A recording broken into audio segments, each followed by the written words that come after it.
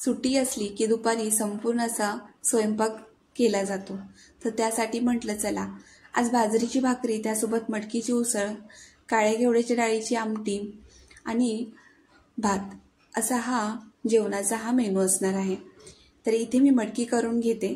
तर मटकीसाठी कढई गरम झाली की यामध्ये आपण तेल घालून छान असं जिरं, आलं, लसूण, कोथिंबीर अशी फोडणी घालून घेणार आहोत। फोडणी घातली की त्यामध्ये चिरून घेतलेला एक असा कांदा मी इथे घातलेला आहे। 4-5 कढीपत्त्याची पानं सुद्धा यामध्ये मी घालून घेतली। आता एक मध्यम आकाराचा टोमॅटो बारीक असा चिरून घेतला, तो सुद्धा मी यामध्ये घालून घेतला। आता टोमॅटो पटकन शिजावा म्हणून मी यामध्ये मीठ घालून घेणार आहे। आता भाजीला जेवढं मीठ हवं असणार आहे ते चवीपुरतं मीठ इथे मी घालून घेतलं। हळद सुद्धा यामध्येच घालून घेतली आणि छान असं मिश्रण तेल सुटेपर्यंत परतून घेतलं। आता यामध्ये आपल्याला वेगळे मसाले न घालता फक्त कांदा लसूण मसाला घालायचा आहे। हवं असेल तर यामध्ये आपण धने पावडर सुद्धा घालू शकतो, पण कांदा लसूण मसाला असेल तर वेगळ्या मसाल्यांची काही गरज लागत नाही। आता मसाल्याला आपल्या या मिश्रणाला छान असं तेल सुटलेलं आहे। मटकी स्वच्छ धुवून निथळून अशी मी ठेवून घेतलेली होती, ती इथं मी आता घालून घेते। मटकी सुद्धा छान अशी परतून घ्यायची आणि यावरती झाकण ठेवून आपण याला वाफेवरती शिजवून घेणार आहोत। सुरुवातीलाच पाणी न घालता झाकणावरती असं आपण पाणी ठेवणार आहोत। आता इथे मी एक ताट या कढईवरती ठेवते झाकून आणि त्यामध्ये अर्धा तांब्या पाणी घालून घेते। आता गॅसची आच मंद केली आणि या मंद आचेवरतीच मी भाजी छान अशी वाफवून घेणार आहे।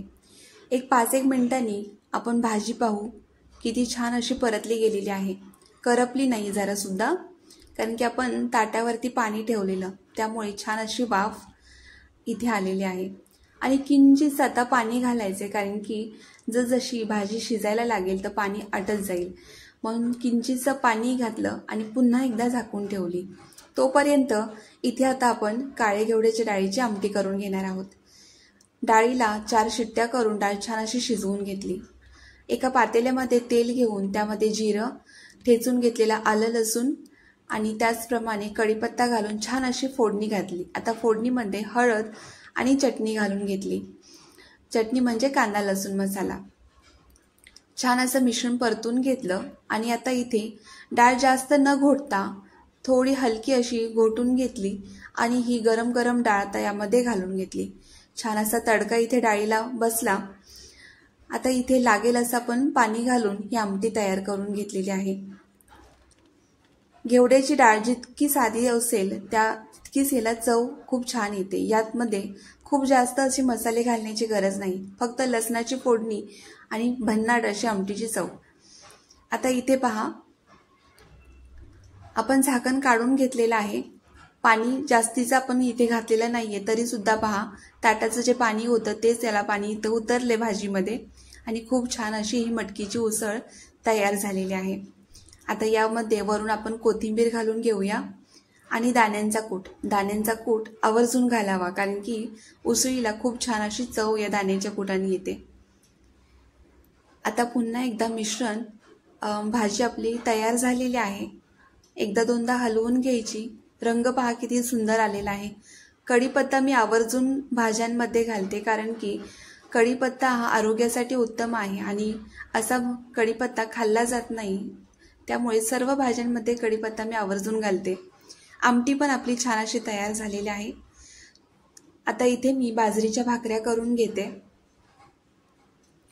पातळ अशा भाकऱ्या करणार आहे, कारण चुरचुरीत भाकरी मला आज या मटकीच्या उसळीसोबत खायची आहे। त्यामुळे जेवढी पातळ होईल तेवढी पातळ भाकरी मी इथे थापून घेतली।